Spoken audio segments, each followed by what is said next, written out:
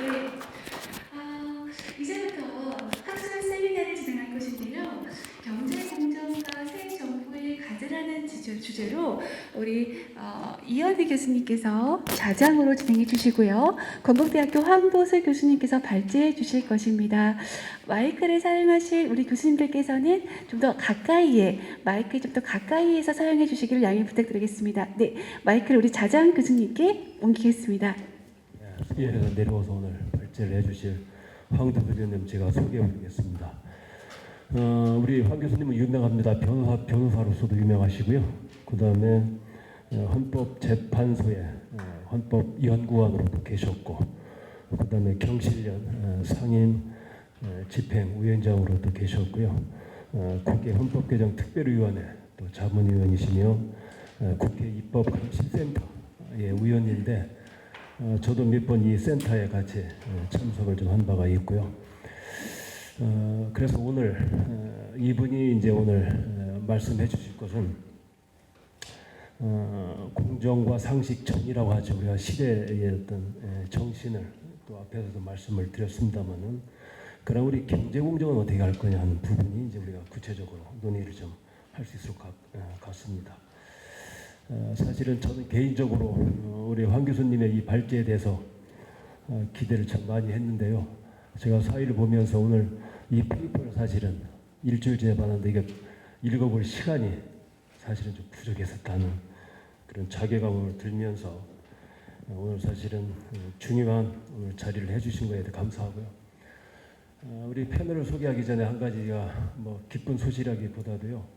아까 우리 정책 토론 중에 우리 김근태 사령관께서 우리 김동완 후보께서 충남도지사 출마하는데 후원 회장으로 본인께서 좀 해주시겠다고 아까 수락을 좀 하시고 가서 개인적으로 여기 오늘 관계자분들도 많이 와 계신데요. 저는 좋은 일이라는 생각을 갖고 계시고요. 우리 계룡이 이제 국방의 도시입니다. 또 논산에는 이제 국방대학이 이미 와 있습니다만은 충남이 특히 충청권이 이제 한반도의 외교 안보 정의에 사실은 메카가 된다고 하죠. 그래서 전 우리 군의 전문가들이 또 이렇게 참여를 해주신다는 거에 대해서 굉장히 저는 고무되는 바가 있겠습니다. 교수님한테 국가는 왜 필요한지, 또 경제 공정과 국가의 과제는 또 뭐며, 또 지금 현 문재인 정부에 대한 또 시정이나 또 구체적인 뭔지 등, 그리고 결론 이르기까지 아까 말씀드렸듯이 국가의 과제와 충청권의 과제, 그리고 4차 산업혁명에 대한 과제에 대해서 우리가 청하겠습니다. 예, 황 교수님 부탁드리겠습니다. 발제 내용에서 이제 제가 말씀드릴 수 있는 것은 여기 말씀하셨듯이 제일 중요한 게 충청에서 말한다는 아까 말씀하신 경우가 맞다라는 그런 내용이죠. 이때 경우가 뭐냐라고 하면은 그냥 단순히 정의와 상식이다, 공정과 상식이다 이렇게 말할 수도 있고요. 시대마다 이게 경우가 달랐어요. 유교냐, 불교냐, 또 합리적 이성이냐, 뭐 또 아까 말씀하신 이순신의 어떤 사상이냐 이런 등등 다양하게 나올 수 있어요. 이게 이제 항상 그 시대와 상황에 따라서 바뀌는데, 헌법학자인 저로서는 이제 현재 대한민국의 헌법에서 가지는 우리의 어떤 그 공정과 상식이 뭐냐라는 부분을 제가 이제 한번 좀 말씀드릴 거고요. 그런 관점에서 여러분들이 이제 충청의 역할이 무엇인지, 또 시대적으로 바뀔 때 지금 4차 산업혁명이 다가오고 있기 때문에 이런 상황 속에서 이제 우리가 가지는 어떤 헌법적 인간으로서의 가치가 뭔지를 한번 좀 돌아보시면서 큰 그림에서 한번 좀 그림을 그려봐 주시면 고맙겠습니다. 5페이지 보도록 하겠습니다. 먼저 오늘 세미나의 주제와 목적이, 주제는 충청권의 지속 성장과 균형 발전이고요. 목적은 4차 산업혁명 시대에 맞는 그 지속 성장을 위한 정책적 대안 마련, 또 충청권 메타도시의 어떤 그와 관련된 새 정부의 과제 도출과 전망 이렇게 돼가지고요. 굉장히 포괄적입니다. 포괄적이고, 그래서 지금 이렇게 제 주제와 그 목적을 보면서 어떻게 이야기할 것인가, 나의 역할이 무엇인가를 좀 생각해 봤고요. 2번 보겠습니다. 제가 이 주제 목적을 보면서 키워드가 3개로 봤어요. 하나는 국가의 과제, 새 정부의 과제고요. 또 하나는 충청권이고 또 하나는 4차 산업혁명이다라는 거죠. 거기 나오는 지속성장과 균형발전이라고 하는 2가지 단어를 제가 특별히 키워드로 뽑지 않은 거는 그게 다 국가의 과제이기 때문에 그래요. 국가의 과제 속에 한편으로는 성장이고요. 한편으로는 그 성장한 걸 어떻게 균형 있게 같이 성장하느냐 문제이기 때문에 굉장히 국가의 본질이에요. 많은 사람들이 그걸 이제 둘 중 하나 선택하라고 그러는데 선택의 문제가 아니라 같이 가야 됩니다. 그런 의미에서 볼 때 그냥 국가의 과제 또 새 정부의 과제로다가 한꺼번에 묶었습니다. 6페이지 보겠습니다. 6페이지에서 제가 이제 3번은 그냥 제가 이제 제 전공이 헌법과 국가니까 그쪽 거 중심으로 새 정부의 과제를 말씀드릴 테니까 충청권의 과제하고 4차 산업혁명에 관한 것들은 여러분들 이제 전공자분들이 또 계실 테니까 그분들을 좀 그건 생각해 달라라고 하는 겁니다. 여기서는 그래서 이제 그 밑에 6페이지 맨 밑에 동그라미 친 부분이죠. 국가의 과제가 뭐냐라고 하는 거를 추상적이보다는 조금 한번 좀 그 배경과 현실적 의미를 한번 좀 되새겨보면서 한번 좀 생각해 보자는 거고요. 그걸 위해서 저는 국가가 왜 필요하냐, 왜 국가의 과제가 그 경제공정이란 개념이 왜 국가의 과제가 됐느냐, 될 수밖에 없느냐 이런 거죠. 그럼 그 과제를 체계적으로 정리하면은 어떻게 정리할 수 있겠느냐, 그냥 좋은 거냐 뭐 이런 질문이에요. 현 정부는 과연 뭘 잘못했느냐 이런 정도로다가 한번 좀 말씀드려 보겠습니다. 7페이지 보겠습니다. 7페이지에 국가가 왜 필요하냐라는 거죠. 일반적으로 많은 사람은 국가가 그냥 좋은 일 하면 된다라고 생각해요. 근데 그 다음 문단입니다. 어느 국가든 그 국가는 그 시대, 그 상황에서 반드시 수행할 사명이 있어요. 그걸 찾아야 됩니다. 그걸 알아야지 지금 국가가 하는 일, 이 시대에 필요한 일이 뭔지를 알아야 된다는 게 제 생각이에요. 큰 그림에서 여기 보면은 제일 중요한 이제 국가의 역할이 뭐냐라고 할 때 두 번째 나 부분입니다. 두 번째 헌법은 대한민국 국가의 큰 사명을 다음같이 쓰고 있어요. 우리들과 우리들 자손의 안전과 자유와 행복을 확보해야 된다라고 하는 거죠. 몇몇 사람이 아니라 국민 모두 각자가 인간으로서의 존엄과 가치를 인정받으면서 또 인간다운 생활할 때 국가가 발전한다는 큰 그림이 헌법에 쓰여져 있습니다. 사실 군주국가를 돌아보면요, 그 다음 문단입니다. 군주와 귀족만 사람이었어요. 나머지는 시키는 대로 했으니까 그 사람들 아이디어가 있어도 쓸모가 없었어요. 봉건사회는 영주와 기사만 사람이었고요. 근대 우리가 자랑하는 근대 프랑스 대혁명 이후의 근대죠. 근대 자유방임주의에서는 자본가와 지주만 사람이었고요. 나머지 평민, 노예, 농노, 농자, 농민들은 사람 취급되지 않았어요. 그들의 생각과 아이디어는 무시되었죠. 그들의 창의와 아이디어는 국가 발전으로 이루어질 수 없었고요. 그런 의미에서 볼 때 사람으로 인정되는 국민의 숫자는 쪼그라들어 있었고 그만큼 국가 발전이 주저앉아 있었다라고 저는 봅니다. 우리 헌법은 우리들과 우리들 자손이라고 말하면서고요. 또 각자 국민 주권, 인간으로서의 존엄과 가치를 선언하면서 5천만 국민 모두의 아이디어가 소중하다고 말하고 있습니다.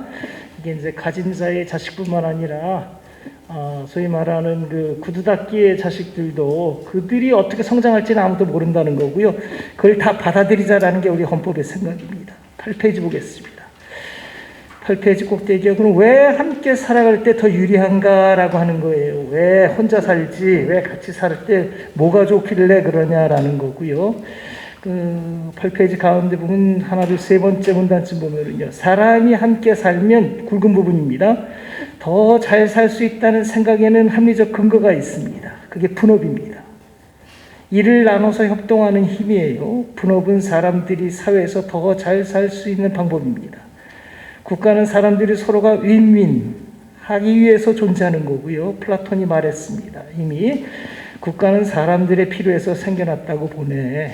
홀로 세상을 살아가기는 너무 어려웠을 테니까 말이네 라고 해서 이미 이제 확립된 생각입니다. 그러면 이제 국가의 과제는 분업과 분배 문제가 생기죠. 분업과 분배니까 결국 경제 공정이에요. 분업하면은 생산력이 증대되고 그걸 나눌 수 있고 더 많이 서로 가져갈 수 있다는 거죠. 근데 문제 어려움이 있습니다. 8페이지 밑에서 세 번째 문단입니다. 어떻게 분업하면 함께 잘 사는 것이 국가의 원리이고 그 근거가 분업이라면요 문제가 생겨요. 누가 어떤 일을 하고 누가 얼마를 가져갈 것인지를 결정하는 문제입니다. 이 문제를 앞에 두면 이제 심각해지는 거예요. 네 것, 내 것이 나눠지고요. 내 몫, 내 몫이 나눠지고 이걸 두고 사람이 다툴 수밖에 없습니다. 분쟁을 피할 수가 없어요. 이런 점에서 국민 사이에서 생기는 분쟁 그 자체는 자연스러운 현상이라고 봐야 돼요. 국가는 그 분쟁 속에서예요. 그 분쟁 속에서 국민이 함께 잘 사는 사회를 만들어야 하는 과제를 안고 있습니다. 이게 어려운 겁니다. 맨 밑에 문단 보겠습니다. 분업과 분배의 내용이 올바르게 정립되어서 모두가 잘 사는 것을 우리가 말하는 사회 정의라고 말합니다. 9페이지 오겠습니다. 9페이지요. 우리나라 헌법은 이제 몇몇 사람이 아니라 모든 국민이 잘 사는 방법으로 택한 질서가 있는데 그게 사회국가주의입니다. 사회복지주의라고 일반적으로 얘기하고요. 사회국가주의라는 용어는 이제 헌법재판소에서 결정문에서 많이 쓰고 있습니다. 그 사회국가주의 그 질서를 정의질서라고 선언하는 것이 우리 헌법입니다. 사회국가주의는 국민 모두 각자가 즉 가진 자 못 가진 자 자본가와 노동자가 함께 잘 사는 사회를 만드는데 적합한 질서가 사회국가주의라고 이렇게 선언하는 거예요. 이거에 대한 어떤 그것이 이제 머릿속에 그냥 나온 게 아니고요. 역사적 배경이 있습니다. 거기에 이제 농업혁명의 사례를 제가 들었는데요.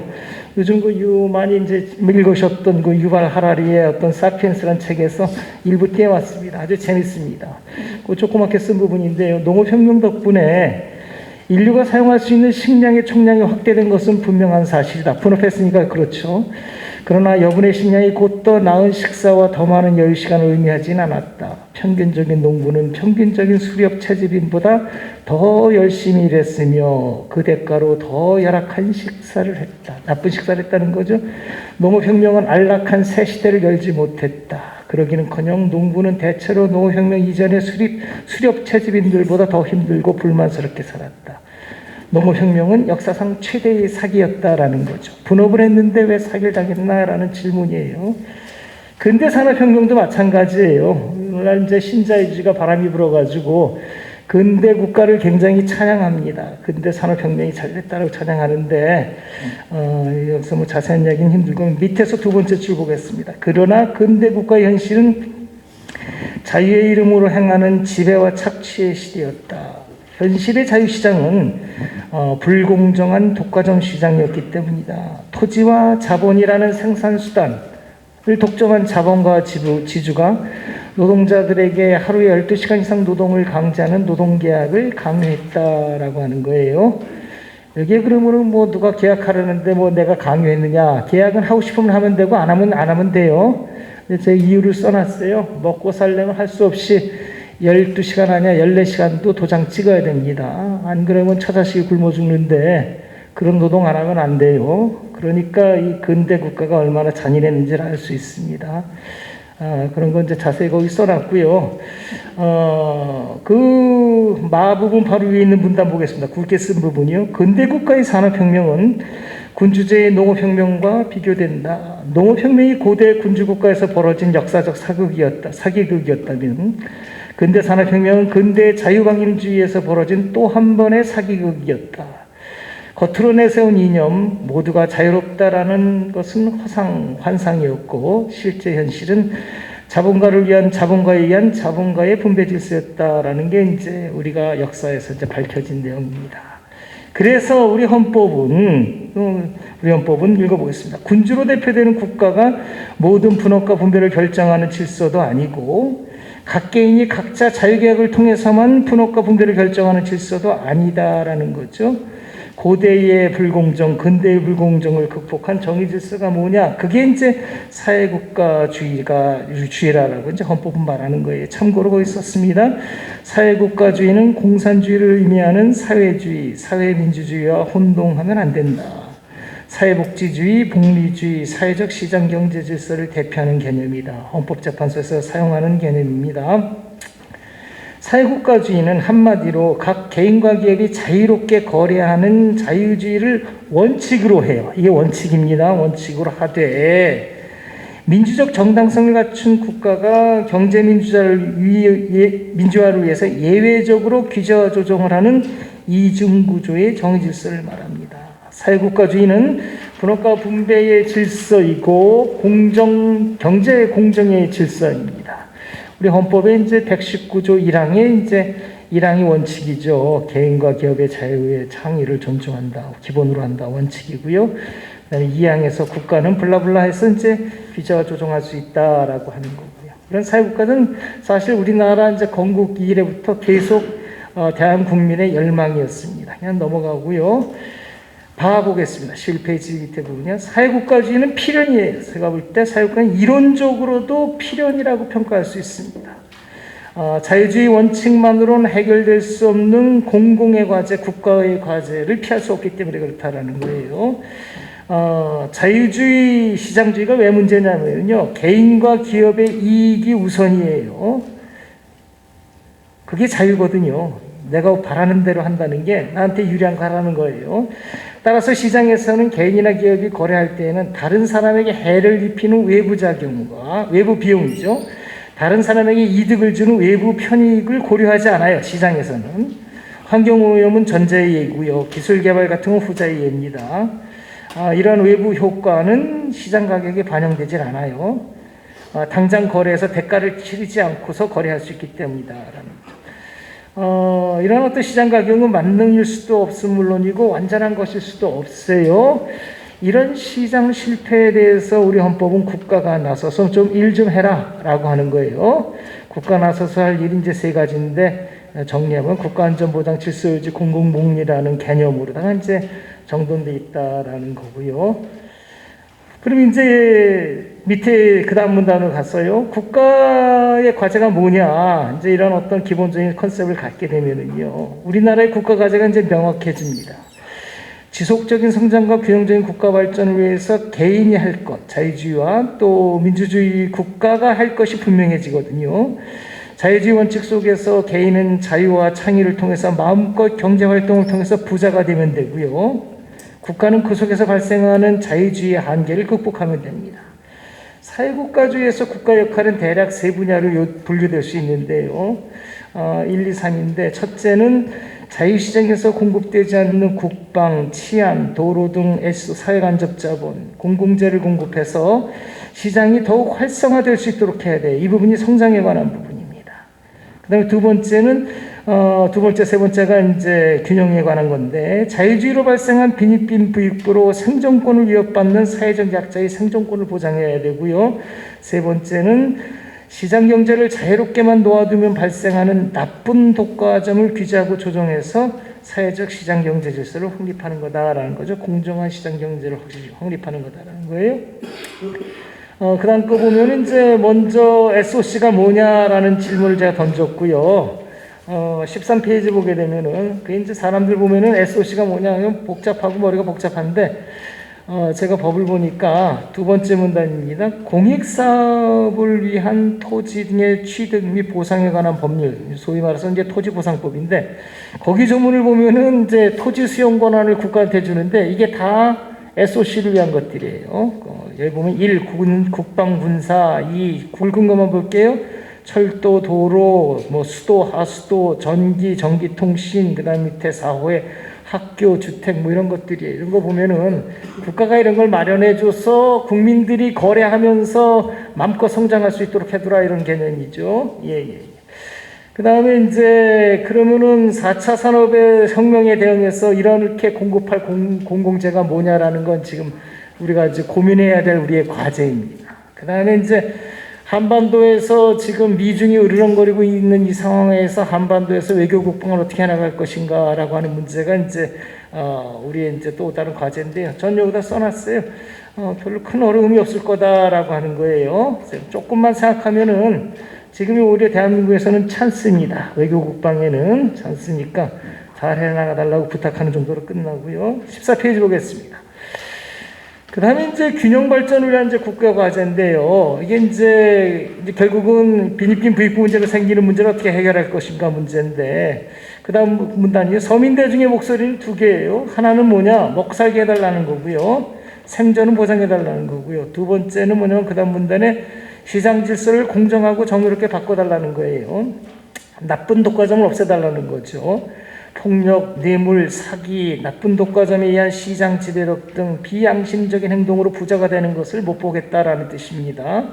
공정한 세상에서 떳떳하게 돈을 벌고 부자가 되는 세상을 만들어달라는 그런 요청입니다.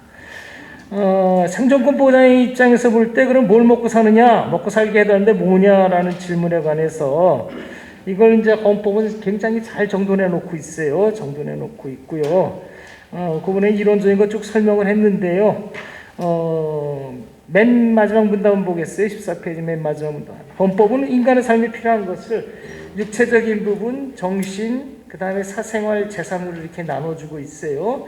그걸 이제 자유와 생존권으로 양쪽 다 보장하고 있다는 걸 15페이지에서 이제 써놨습니다. 헌법 조문을 제가 제시했는데요. 시간이 너무 짧아서 그냥 간단히 뭐 읽어보지도 않고요. 조문이 세트로 돼 있어요. 하나는 자유롭게 지가 알아서 하라는 거고요. 그 밑에 것은 국가가 좀 보장해 주겠다는 건데요. 15페이지 밑에 마지막 문단 볼게요. 시급한 과제가 뭐냐라는 거예요. 육체와 관련해서 건강보험은 우리나라에서 세계적으로 자랑할 만해요. 이 제도를 확립한 김대중 대통령을 제가 존경하는 이유가 여기 있어요. 그 다음에 정신과 관련해서는 교육제도가 우리나라 제도적으로 잘 돼 있어요. 내용은 지금 좀 완전히 바꿔야 돼요. 형편없습니다. 형편없고요. 이렇게 내용 바꾼 어떤 그 책임에는 지금 이해찬 저의 문제가 있다. 민주당의 이해찬 저의 문제가 있다. 교육부 장관 할 때부터 망가뜨리지 않았다는 생각이 듭니다. 16페이지 보십시다. 지금 16페이지 두 번째 문단의 핵심입니다. 지금의 핵심이 제가 하고 새 정부에서 시급한 과제는 사생활 부분이에요. 성생활, 가족생활 등 친밀한 사생활을 위해서는 사적 공간이 꼭 필요하고요. 그 사적 공간이 주거 공간이에요. 그 주택입니다. 주택은 생존의 문제이고요. 단지 자유주의 시장주의에만 맡길 수 없는 물건이에요.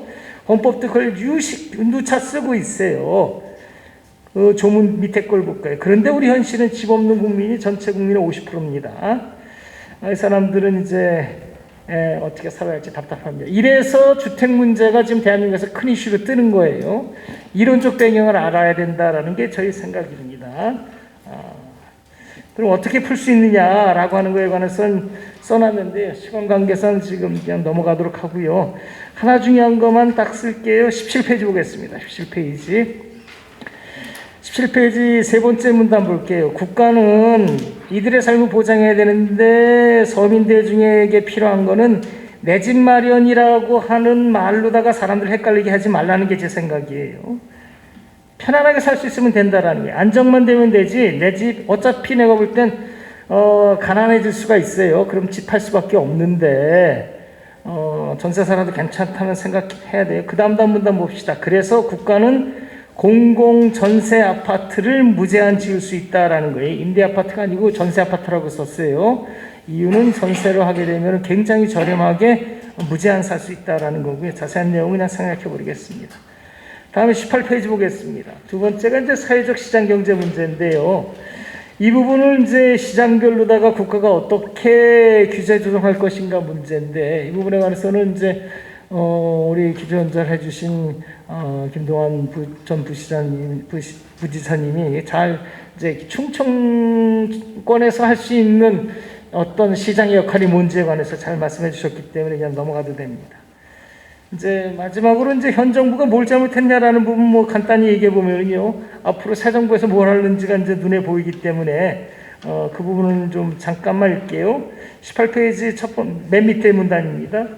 문재인 정부는 헛발질 뿐이었다. 서민 대중의 삶은 오히려 더 피폐해졌다라는 거고요. 19페이지 보겠습니다. 19페이지요. 두 번째 문단 보겠습니다. 주택 가격은 10에서 20%만 올라도 버거워요. 사실 덩어리가 크기 때문에 그래요. 그런데 문정부 5년 동안에 2배가 넘게 뛰었어요. 그 다음 문단 보겠습니다. 코로나 대책도 얼렁뚱땅 난감이라고 좀 보고 있습니다. 초기에는 백신도 제대로 들여오지 못하더니만 블라블라였습니다. 그 다음 거 보겠습니다. 국제정치는 처음부터 정치쇼였어요. 제가 볼 땐 그렇게 봅니다. 마치 그 북한 지도자 김정은과 미국 지도자 대통령 트럼프를 판문점으로 또 베트남으로 불러내서 마치 곧 통일이라도 되는 듯 선전했는데, 그리고 헛소리도 해요. 미국과 중국을 승객으로 태운 버스의 운전사라고 뭐 우리나라 정부가 그렇다고 큰 소리도 쳤는데, 이건 국제적 실수라고 저는 봅니다. 다음에 이제 진보 정권이라고 하면서 민주주의마저도 좀 후퇴시켰다고 보고요. 이러저런 해서 아무튼 우리나라 이제 새 정부가 해야 될 게 뭔지에 관해서 이제 생각해 봐야 됩니다. 20페이지 정리하면서 끝내도록 하겠습니다. 20페이지예요. 뒷정리로 결론을 대신해서 사족을 붙입니다. 첫째는 제가 이제 여기 발제하면서 사회국가주의에서의 주된 쟁점 중에 하나는 민주주의를 어떻게 할 것인가 문제가 굉장히 중요한 쟁점인데, 그 부분 제가 오늘 논의에서 완전히 빼버렸고요. 두 번째는 부탁드리고 싶은 말씀입니다. 국민의식의 문제인데요. 국가과제는 고정된 것이 아니라는 점이에요. 국민이 끊임없이 찾아가는 것이에요. 국민이 노력하는 만큼 얻어지는 것이고요. 왜 우리 대한국민이 함께 잘 살아야 하는지 문제, 또 미국과 중국이 으르렁대는 상황 속에서 대한국민이 어떻게 함께 살아가야 하는지 문제, 필리핀 부익부 양극화를 어떻게 해결할지 문제 등 국가 공동체의 과제에 대해서 이들 문제가 내 개인이나 내 가족의 문제가 아니라 내 자식 세대가 살아가는 모습의 문제, 대한국민 전체의 운명이라는 공동체의식이 필요하다는 거예요. 공정과 정의를 무시한 채 나 홀로 잘 살겠다고 각자 도생하는 태도로 사는 적이 있었어요. 이제 조선 중기 후기입니다. 그럴 때 결과가 뭐냐? 전쟁 없이 나라를 빼앗길 수밖에 없었던 100년 전의 수모를 기억해야 된다는 게 제 생각입니다.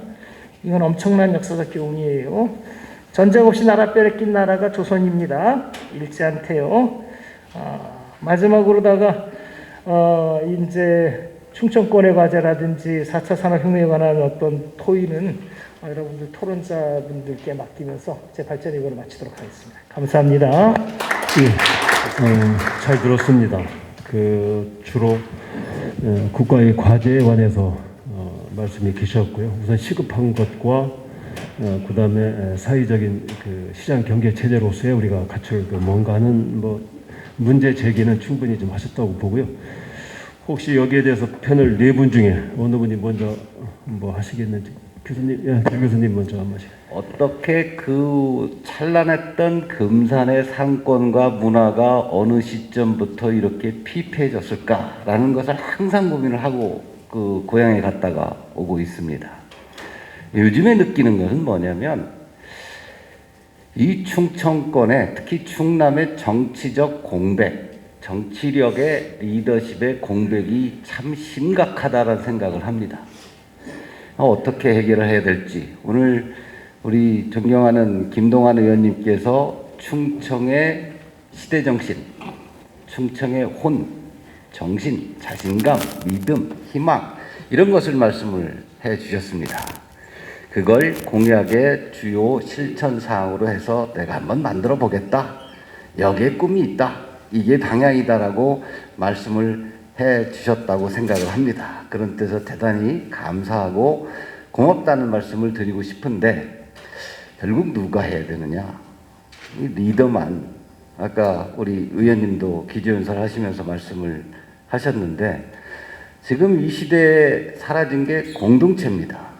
리더만 할 수 있는 것은 아니라고 생각을 해요. 리더가 분명히 있어야 되고 그 방향과 원칙과 내용을 제시를 해줘야 되는데, 그걸 같이 공유하고 만들어가야 될 결국 우리가 있어야 된다는 그런 생각을 해봤습니다. 그래서 황도수 교수님이 말씀하신 내용들, 국가의 역할과 책임 그리고 과제 훌륭하게 잘 설명을 해주셨습니다. 근데 제가 드리고 싶은 질문이 두 가지가 있습니다. 첫째는 정권 교체가 화두고 정권 교체를 해야 되겠다고 생각을 한다면 국민들에게 어떤 믿음을 줄 것인가? 정권 교체를 한 이후의 모습, 우리가 정권 교체를 하면 어떤 상태의 모습으로 우리가 갈 것이다 라는 것을 지금 저는 제시해야 된다고 생각을 합니다. 예를 들면 박근혜 정부 때 창조경제라는 얘기를 했습니다. 근데 국민들이 창조경제가 뭔지, 내용이 뭐고 콘텐츠가 뭐고 어떤 방향으로 가는지를 명확하게 이해 못한 상태로 끝났어요. 경제 공정과 새 정부의 과제가 있다면 그 캐치플레이즈는 뭐고, 그래서 어떤 원칙과 방향과 내용과 콘텐츠를 가지고 미래에 만들어 갈 것인가. 그래서 국민들께 동참해 주십시오. 그래서 만들어 가겠습니다.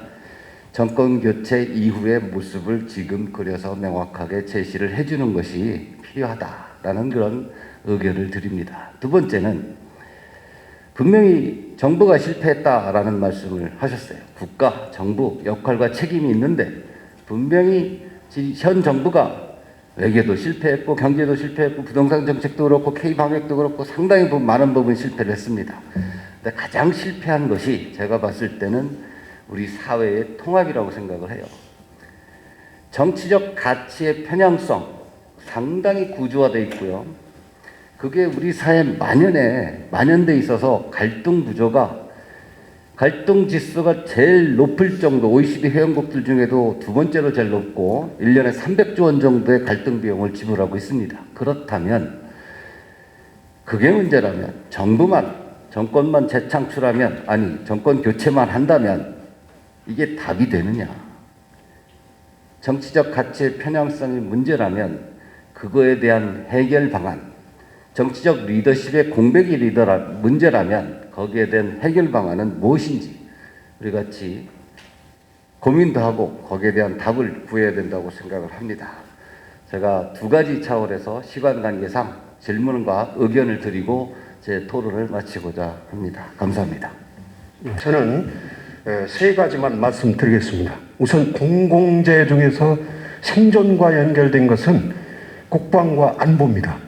이것이 지켜지지 않으면 말 그대로 나머지는 다 지켜질 수 없다고 본다면, 여러분들 그 핸드폰을 쳐보시면은 세계적 국방도시 하면은 다른 데 하나도 안 나옵니다. 계룡시만 나옵니다. 지금 쳐보셔도. 그게 뭘 의미하냐면은 아까 김동완 우리 부지사님 말씀드렸지만은 역사적으로나 미래에도 봐도 위험요소나 이런 걸 볼 때에 우리 충청권은 국가의 생존뿐만 아니라 미래를 리더해가는 그러한 지리학적, 그런 지정학적 위치에 있다는 것을 아까 말씀하셨는데 저는 100% 공감합니다. 그런 차원에서 공공재 중에서도 가장 중요한 4차 산업시대와도 연결되어 있는 저희 그 계룡시를 포함해서 대전, 그 다음에 충청권이라면 청주, 세종을 포함해서 보시면은 앞으로 국방 분야의 비전이 굉장히 큽니다. 현재보다.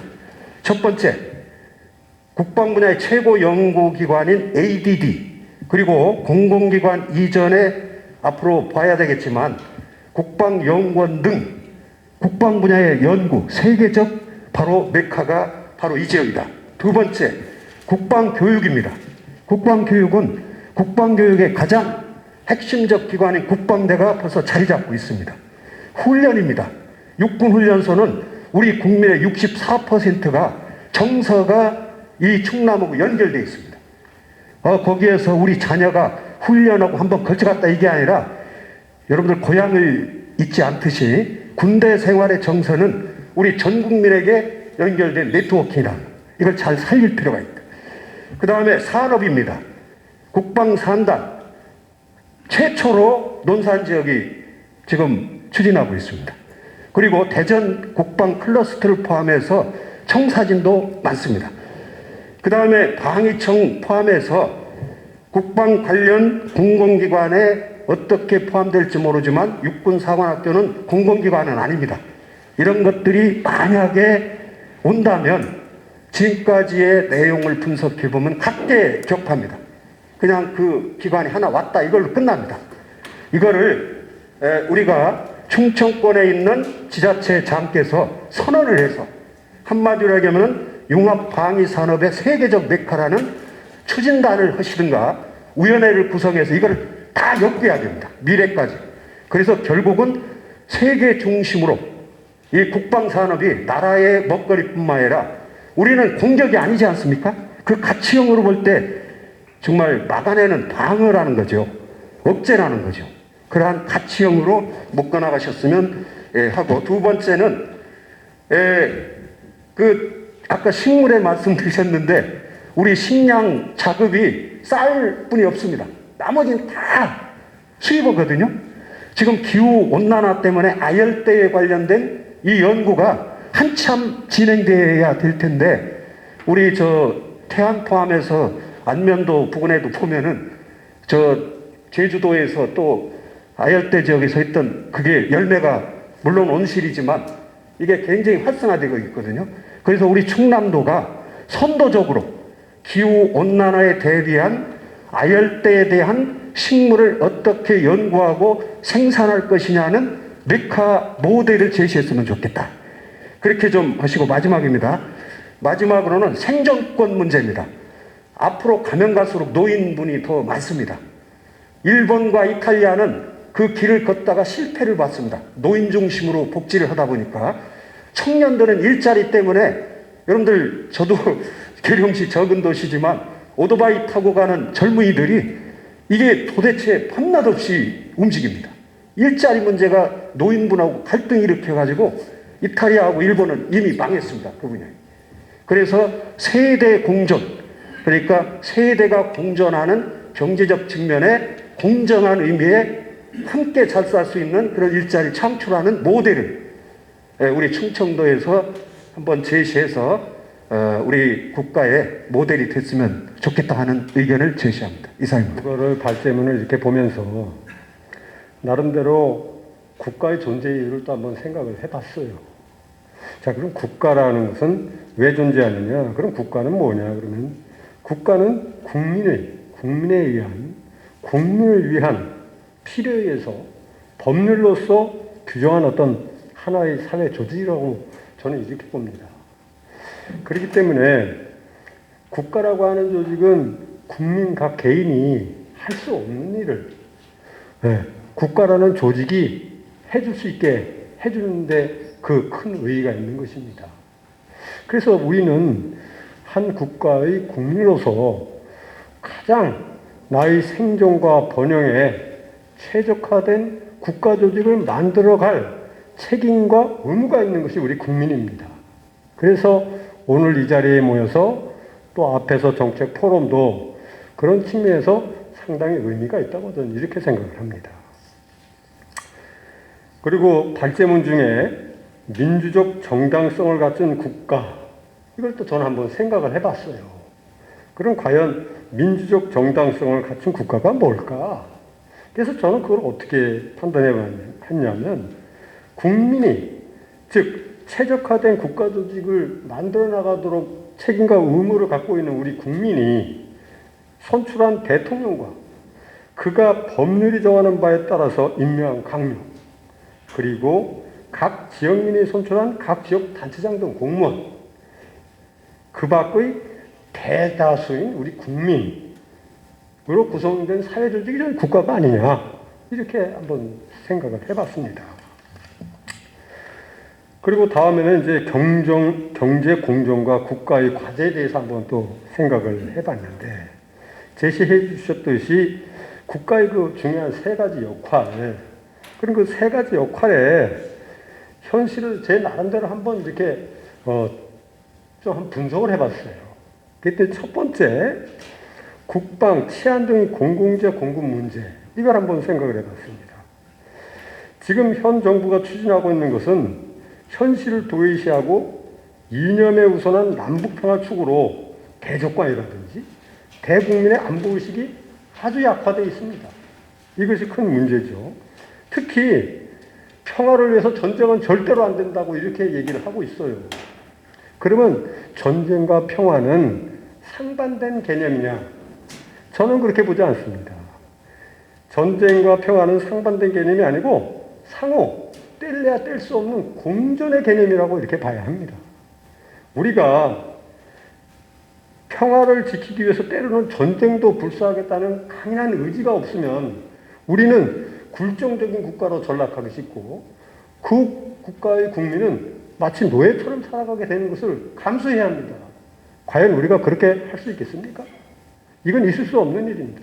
그렇기 때문에 우리는 진정하게 평화를 지키기 위해서는 전쟁을 각오해야 되는 것입니다. 그래서 전쟁을 하지 않고도 이길 수 있는 부전승이 우리의 최고의 전쟁 철학이 아니겠습니까? 그렇게 가는 것입니다. 그게 국가의 안보를 지키는 일입니다. 이렇게 생각을 합니다. 그리고 무리한 종전선언을 지금 추진하고 있어요. 그것 때문에 한미동맹은 뭐 정부는 부정하고 있지만 상당히 약화됐다는 것은 알만한 사람이면 다 알고 있습니다. 그것으로 인해 가지고 국제적인 대한민국의 입지가 많이 약화가 되어 있죠. 쉽게 얘기하면 국제적 왕따를 당하고 있는 것입니다. 또한 외교력도 많이 약화되죠. 그 다음에 또 두 번째도 생존권에 해당하는 주택 공급 문제를 한번 분석해 봤습니다. 자본주의 시장 경제를 기본으로 우리는 하고 있어요.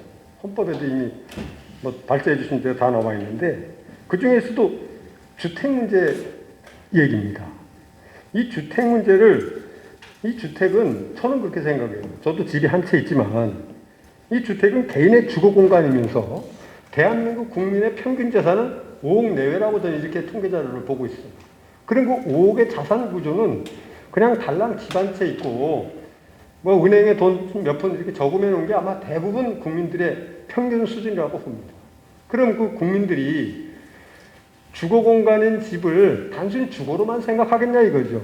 평생 앞으로 자신이 살아갈 재산이고 그 증식을 통해서 앞으로 나의 생존과 번영을 추구하고 있다는 것입니다. 그런데 그것을 마치 주택을 뭐 어떻게 하면은 투기 세력으로 몰아가지고 선량한 집 한 채 있는 국민들 또는 뭐 다주택자도 일부 있을 수 있어요. 이런 사람들에 대해서 무자비하게 국가적인 횡포, 보유세, 종합부동산세, 양도소득 과도부과 또 임대차 보호법, 3법 등 이런 악법 제정을 통해 가지고 오히려 시장 경제 질서를 교란시키고 있다. 네. 그 다음에 청년의 일자리 공급 문제입니다.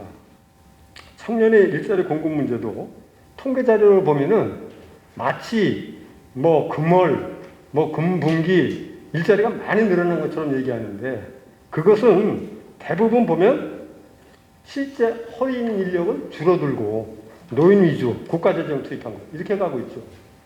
그래서 이런 문제가 많기 때문에 뭐 시간도 없어서 제가 새 정부에 대한 과제는 국민과 현장에 소통하는 정부, 국민을 화합하는 정부, 이념이 아니라 현실에 기반한 정책을 구현하는 정부, 국가를 균형 발전시키는 정부, 현 정부의 실책을 바로잡고 새로운 미래의 대한민국을 건설하는 정부가 현 정부의 이제 앞으로 차기 정부의 과제다.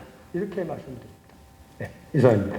이 주제가 이 충청권의 어떤 발전을 위한 뭐 그런 것이어서 아까 김동완 의원님께서 말씀하실 때 충청권의 이 표가 13%밖에 안 된다. 이게 참 그게 아마 가장 핵심적인 문제인 것 같아요. 충청권의 발전과 관련된. 그런데 이제 이 문제를 저는 이렇게 좀 봅니다.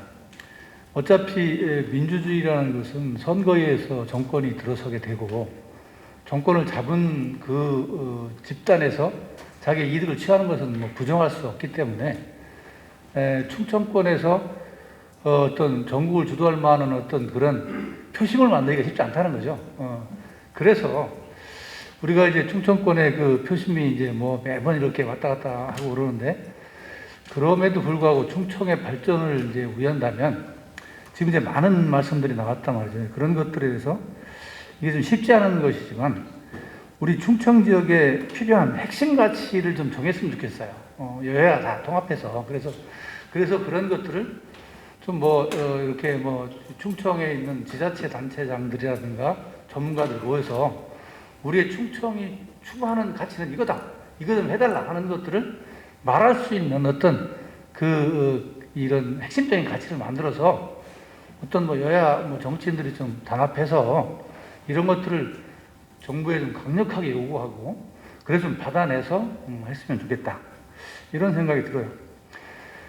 그리고 또 한 가지는 이게 좀 규모가 커야 되는데 그런 측면에서 저는 대전과 세종이 좀 통합됐으면 좋겠어요. 우리가 지금 대전이 150만쯤 했다가 지금 145만 원 인구가 줄었고 세종은 37만 원 온다는데 좀 더 늘어나서 다음에 세종이 50만 되면 한 200만 정도 되는 이런 좀 충청도 한 200만, 충남도 200만 이런 좀 어떤 규모를 가지고 어떤 좀 이렇게 일을 해야 좀 더 수월하지 않을까. 그래서 이런 어떤 충청 지역의 핵심 가치를 정치권 또뭐 국민들이 정말 나서서 이렇게 정의했으면 좋겠다는 생각이 들고, 황도수 교수님께서 발표한 것에 대해서 저는 다 동의하는데,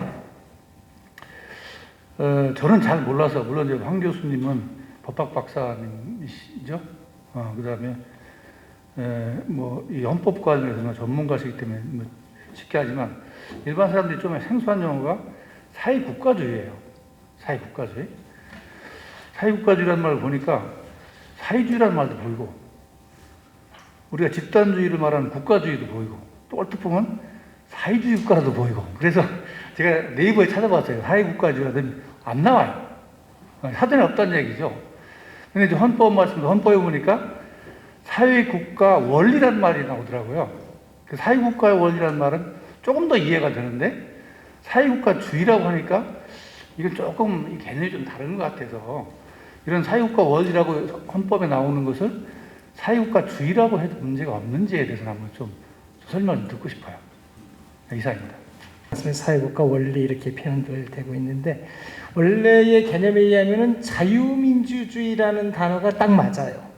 자유주의를 원칙으로 하고 민주주의를 예외적으로 우리가 해서 자유주의 문제점을 해결하겠다는 그 단어였는데, 우리 일반 사회의 자유민주주의 개념은 자유주의, 자유방임주의 개념으로다 자유민주주의가 그냥 선점을 해버렸어요, 개념상. 그래서 자유민주주의라고 표현을 못해요. 그런데 이제 민주주의가, 사회국가주의에서 하는 민주주의는 자유주의에 생기는 모순을, 빈익빈 부익부 양극화의 모순을 해결하기 위한 거기 때문에 천상 이제 사회적인 활동에 이제 국가가 이제 관여할 수밖에 없다는 뜻에서, 그래서 이제 사회라는 개념이 들어가게 돼요. 실제로 근대 국가의 자유주의, 자유방임주의로 생기는 빈익빈 문제를 해결하기 위해서 하나의 스타일로 나온 게 공산주의예요.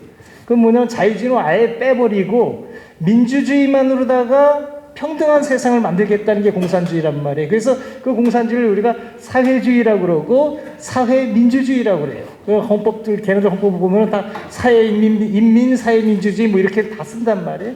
그런 의미에서 볼 때 이제 사실 이 살자가 들어가서 약간 좀 부담스러울 수가 있는데, 그래도 이제 전반적으로 이제 우리 헌법재판소에서 그 용어를 이제 쓰고 있고, 저도 사실 이 부분 표현 때문에 고민을 굉장히 좀 많이 한 부분입니다. 많이 한 부분이고, 그런데 어쩔 수 없이 이제 이 단어를 일단 쓰기로 하자 하고 썼고, 자유민주주의라는 단어를 못 쓰니까 할 수 없이 이제 쓴다라고 생각하시면 되고요. 그래서 제가 항상 갈 때마다 이제 개념을 다 구분해 드리는 이유가, 가르려고 하는 이유가 그런 거 있습니다. 이 정도로 다 이제 개념 얘기는 이제 서로 이제 공유하는 방식으로 하면 되고요. 왜냐면 어떤 용어를 쓰든지 간에 우리가 내용만 공유하면 되니까, 그러면 넘어가고요. 두 번째, 이제 이승진님 말씀하신 그 주택 문제가, 주택이 우리나라에서 두 가지 뜻이 있어요. 말씀하셨듯이 주거 공간이라는 뜻이 있고, 그 다음에 재산권으로서의 역할을 하는 부분이 있다고요. 가장 큰 재산이죠. 이 부분에 관해서 그러면은 제가 말씀드린 생존권으로서의 주거는 무슨 문제냐? 돈 많이 가진 사람들이 뭐 주거에 관해서 생존권을 느끼겠어요? 그걸 가지고 먹고 살가들 그런 느낌이 아니고요. 국가가 생존권으로서 가지는 주택의 역할 때문에 국가가 하는 이 역할이 뭐냐면 16페이지에 제가 이제 그걸 언급을 해놨는데, 오해 없이 16페이지 맨 밑에 줄입니다. 물론 이때 16페이지 맨 밑에 줄에, 이때 국가의 과제는 서민 대중의 주택이다. 소위 강남 아파트나 고급 주택, 상가 건물은 국가가 관여할 문제가 아니다. 이들은 영리의 수단이고 자유주의, 시장주의에 맡기면 된다. 물론 나쁜 독과점에 대해서 규제 조정을 해야 된다. 뭐 예를 들어 뭐 작전을 핀다든지 뭐 이런 건 해야 되겠죠. 이게 이제 생각하는, 우리 헌법에서 이 부분을 지금 국가 이렇게 정책하는 사람들이 이번 정권이 잘못한 게 이 부분을 헷갈리고 있는 거예요. 주택 전부 다를 때려잡겠다고 그러는데, 미안하지만 이미 벌써 발상 자체가 틀린 거예요. 제가 말씀드리는 건 국민의 20% 정도만 확보해 놓으면 문제는 해결된다라고 이제 저는 보고 있고요. 그 부분에 관한 어떤 발상, 헌법이 원하는 게 뭐냐, 이 부분을 명확하게 초점을 맞춰야 되는데, 그걸 못하니까 대한민국 집값을 다 잡겠다, 강남 집값 잡겠다 그러면서 이상한 짓을 해버리니까 이게 지금 이제 패가 말려버리는 거죠. 제일 잘못한 게 뭐냐면은 양쪽을 다 하려니까 이제 사실은 집 없는 서민 대중을 위해서 집을 국가가 저처럼 이렇게 뭐 쓸만한 집으로 20, 30평대로다가 공공 전세로다가 이제 내주기 시작하면은 이분들이 안정되는데 그게 아니고 전세로다가 이제 전세도 내용 이제 나중에 좀 자세히 보시기 바라고요. 국가가 이 서민 대중을 위해서 임대료를 지원해 준다고요. 임대를 지원해 준다고요? 임대를 지원해 주게 되면은 차임을 지원해 주니까 이 사람들이 차임을 낼 수가 있어요. 그럼 집주인이 뭐 그걸 가지고 가난한 사람, 힘든 사람 도와줬다고 생각될까요? 아니죠. 어떻게 되냐면은 그만큼 집주인을 생각할 때 이 사람이 돈을 더 낼 수 있네? 그럼 임대료가 올라가요. 임대료가 올라가니까 집을 가지고 있으면 수익이 더 생기는 거란 말이에요. 집값이 오르죠. 그러니까 이게 정책이라는 게 단순히 누구를 도와준다 이 개념보다는 그거를 통해서 경제가 어떤 효과를 가져갈 건지 생각을 해야 돼요. 국가가 할 일은요, 임차인들이 돈을 더 받아서 그 돈을 가지고 임대인 대주는 게 목적이 아니고요. 임차인들이 그 돈 없이 차라리 국가가 편안하게 살 수 있게끔 집을 국가가 지고 있는 게 중요해요. 국가하고 공공지방자치단체가 자기가 집을 가지고 있고 그걸 통해서 얼마든지 사람이 살다 보면 재난을 당할 수도 있고 실업을 할 수도 있고 그 다음에 뭐 사업에 망할 수도 있고 그때 국가 입장에서 볼 때 얼마든지 들어와. 국가가 이 정도 집은 가지고 있어. 10에서 20%는 확보하고 있으니까 20, 30평대면 충분히 살 수 있거든. 뭐 이런 정도의 어떤 그 국가가 할 일이 뭔지를 알아야 돼요. 사실 우리나라 국가에서 이제 공공임대주택을 많이 졌는데 거의 붙였죠. 공공임대 분양이라고요. 그건 뭐냐면은 내 집 마련해 주겠다고 분양했는데 미안하지만 그 분양은요. 어차피 서민 대중은요. 집을 뺏기게 돼 있어요. 그거는 이제 경제로서 어쩔 수 없는 걸 인정해야 되고요. 아무튼 이 부분에 관해서는 좀 생각들을 좀 해주시면 좋을 것 같고요. 시간 관계상 5시까지 하라니까 다음 거 볼까요? 이세영님께서 말씀하신 그 충청에서의 어떤 큰 계획 중에 하나가 지구온난화를 준비하기 위해서 식량 작업을 충청에서 준비하면 좋겠다. 저는 대찬성인 게 이런 아이디어예요. 그러니까 새로운 시대의 변화에 따라서 충청권이 감당할 게 무엇인지를 스스로 기획을 해서 주체적으로 하시는 게 제가 볼 때는 진정으로 충청이 발전할 수 있고 때로는 그것 때문에 서울 수도권의 그 에너지를 충청으로 다 옮겨올 수도 있고 왜냐면은 역할을 수행하기 때문에 그렇다라는 저는 보고 있고요. 그런 면에서 볼 때 적극적으로 한번 그런 부분을 한번 좀 생각해 보시면 좋지 않겠는가? 특히 4차 산업혁명이 진행되는 과정 속에서 충청의 역할이 뭔지라고 하는 부분이고요. 그 다음에 우리 그 길 교수님께서 이제 말씀하신 부분 중에 정권 교체의 어떤 그 이후의 모습이 뭐냐라고 하는 건데요. 사실은 뭐 창조 경제니 포용 경제니 하는 건 상당히 좀 뭐랄 때 볼까 프로파간다에 불과했다라고 좀 보고요. 실제로 다 그걸 이뤄냈느냐? 물론 창조도 좋고 포용도 다 좋은데 그거 할 만한 능력과 그거 할 준비가 돼 있었느냐에 대해서는 사실은 저는 의문이고요. 새 정부가 들어선다면은 그런 준비가 돼서 했으면 좋겠다라는 거고요. 사실은 저는 요즘에는 화두가 정권 교체가 아니고요. 대한민국 정치 교체가 필요하다라는 생각을 해요. 정치 교체가 필요하다. 이 부분과 관련해서는 하는 그 현재 어떤 정권 담당자라든지 한 15년간의 어떤 정치 큰 그림을 보면은 대한민국 정치가 거의 붕당 정치로 가는 거 아니냐라고 하는 생각이죠. 다시 말해서 조선의 중기 후기에서 있었던 어떤 뭐랄까 당파 전쟁을 우리가 지금 치르고 있는 거 아니냐. 그러니까 이제 후보들 나온 거 보면 국민들이 지금 속이 터지는 거죠. 차악을 뽑겠다라고 하는 그런 것이 기본적으로 다 이렇게 기본 머릿속에 가지고 있다는 것 자체가 어떻게 보면은 비극이라고 보여지고요. 그런 면에서 볼 때 붕당 정치, 당파 정치, 그 다음에 어떻게 보면 청와대 정치죠. 이런 것들을 어떻게 털어내고 이제 5천만이 제가 말씀드렸듯이 전체가 이제 아이디어를 낼 수 있는 국가 그런 정치가 이루어질 수 있는 방법은 뭔가 하는 게 이제 하나의 이제 과제라 이렇게 봅니다. 이상으로서 이제 마치도록 하겠습니다. 오늘 제 역할은 시계만 보면 되는 것 같아서 마음 편하게 진행해 볼까 합니다. 오늘 하여튼 그리운 분들 많이 뵈서 제 명찰 이게 단지가 뭐 몇 년째인지도 잘 모르겠어요. 학회온 기분도 새롭게 나고 참으로 반갑습니다. 우선 저희 이제 소위 그랜드 마스터 플랜은 우리 황 교수님께서 너무 멋지게 주셨고 또 시기적으로 딱 한 달하고도 이틀 이 남은 그러니까 30일 마이너스 2가 되면 이제 우리들의 새로운 대통령이 정해집니다. 이 시기에 저희들이 얼마나 경우 없는 경우를 많이 봤는지 아까 황 교수님의 그 경우라는 단어도 저한테 참 새로웠습니다. 오늘 9분을 저희가 이렇게 모셨는데 좀 논의가 큰 그림에서 뭐 작다고 말할 수는 없지만 구체적인 이런 그림으로 내려오려면 저희들끼리의 그 화두의 연결성도 굉장히 중요하다고 생각이 들지만 그렇게 하지 못하고 그냥 여기 있는 순서대로 그냥 발언의 순서를 드리는 것만으로 제 역할을 하면 용서해 주시기 바랍니다. 저희 보시는 프로그램의 순서대로 모시도록 하겠습니다. 한 분당 1분 30초 드립니다. 죄송합니다.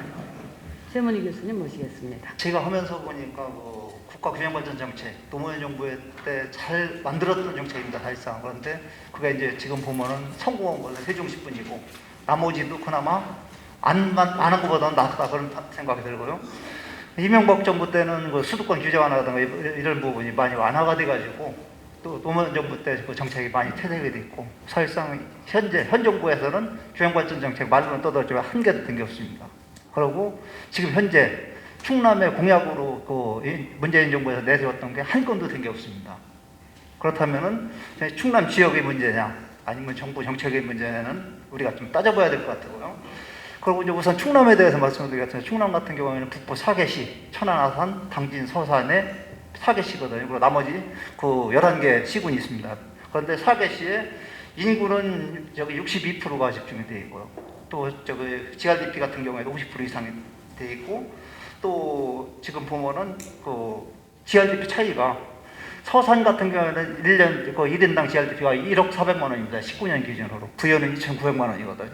그런데 아까 저기 예비 부장님 말씀하셨지만은 부여 같은 경우에는 농업이 주거든요. 그런데 그걸 포기할 수는 없습니다, 우리가. 그래서 이제 그것 때문에 이제 정책을 하면서 상당히 어려웠다는 말씀을 드리고요. 앞으로 누가 그 도지사가 되든지 간에 꼭 하고 정책적으로 가져가야 되는 사항을 제가 좀 말씀을 드리겠습니다. 첫 번째는 뭐냐면은 균형발전 정책은 지속돼야 합니다. 왜 그러냐면 그게 큰 효과는 없지만은 그래도 차등화가 되는 것 같다가 일부 막아주는 역할은 되거든요. 그래서 균형발전 정책은 계속 가야 된다는 얘기 말씀드리고 싶고요. 또 그 정책 결정권자가 보면 항상 그렇습니다. 되나 안 되나를 따집니다. 20초 남았습니다. 예, 되나 안 되나를 따지는데 되나 안 되나보다는 필요한지 안 한지를 따지는 게 맞는 것 같다 그 말씀을 드리고요. 또 한 가지는 뭐냐면 정책부서에 근무하는 공무원들은 지사라든가 시장부서 말을 잘 듣는 사람이 안 됩니다. 시키는 대로 오거든요. 시키는 대로 오면 절대로 정책이 될 수 없습니다. 말을 듣는 사람을 갖다 놓고 각계의 전문가의 다양한 의견이나 이런 걸 받아서 정책 결정을 할 수 있게끔 그런 사람을 갖다가 자리에 놨으면 좋을 거고요. 그리고 우리 지역에 잊혀져간 문화 같은 게 많이 있습니다. 그 장성제라든가 선신제 또 뭐 무슨 이런 부분 같은 게 잊혀져가는 게 많은데 제가 정책을 하면서 그거 전부 다 찾아갖고 역사로 그 도서에다가 서술이라도 해놓으려고 했지만은 제 업무 분이 아니었고 그걸 못 했습니다. 그래서 다음에 되신 분 그걸 한번 챙겨봤으면 좋겠습니다.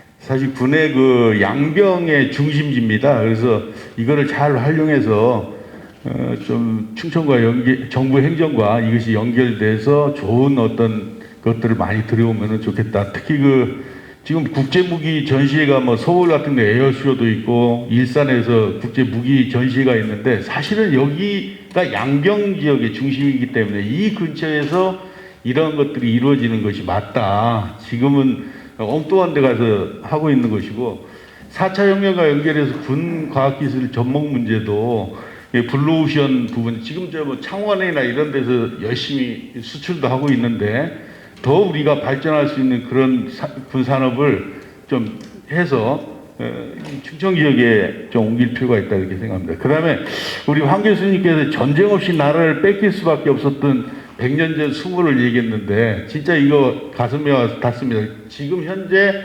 문재인 정권이나 좌파들이 평화를 외치면서 마치 평화가 자기 것인 것처럼 하고, 뭐 우리가 사드 배치하거나 아니면 자유적 타격을 한다고 하면은 그것이 전쟁하자는 것이냐 이런 식으로 몰아붙이는데, 거기에 대한 우리가 반론을 제기할 때 이성적으로 접근하는 것보다 감성적으로 한 번째를 날릴 수 있는 그런 이론이 없다. 네, 정리해 주십시오. 감사합니다. 이 얘기를 하고 싶어요.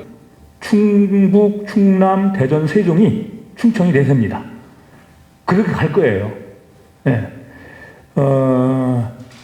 경제 분야가 여러 산업 분야가 많잖아요. 그 중에 국방경제라는 차원에서 보면 지금 현재는 경남, 창원, 마산 여기가 제일이에요. 그때 아까 우리 성 장군도 얘기했지만 4차 산업혁명과 관련해서는 뭔가 방향이 달라져야 돼요. 그 중심이 결국은 충청, 북도, 남도, 대전, 세종입니다. 충북의 오송, 세종, 대전, 그 다음에 충남의 논산. 이게 S자예요.